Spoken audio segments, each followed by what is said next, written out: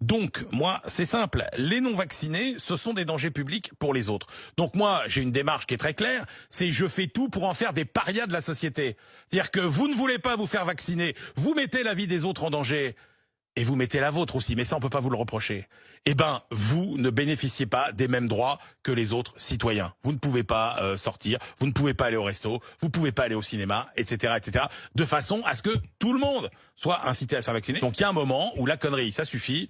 L'obligation, convaincre, on voit bien que ça sert à rien. Tous les gens qui défilent sur notre antenne, qui ne veulent pas se faire vacciner, ils sont de plus en plus irréductibles au fil des jours, avec des arguments de plus en plus nuls. Et j'espère que ceux qu'on aura aujourd'hui, ils auront un peu plus de biscuits que on sait pas dans 15 ans ce que ça va donner, etc. Moi je les attends là. Appelez, appelez, téléphonez, et on vous vaccinera de force. Moi je vous ferai emmener par 2 policiers au centre de vaccination. Parfaitement.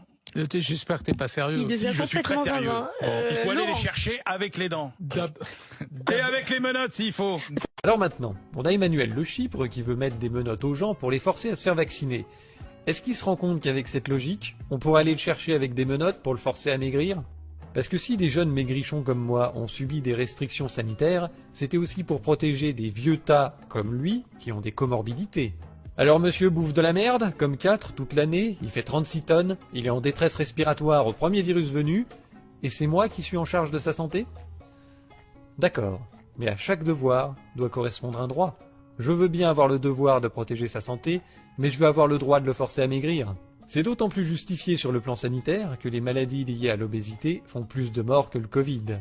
Alors, qu'est-ce qu'on attend pour faire fondre ce gros porc? Il encombre les hôpitaux.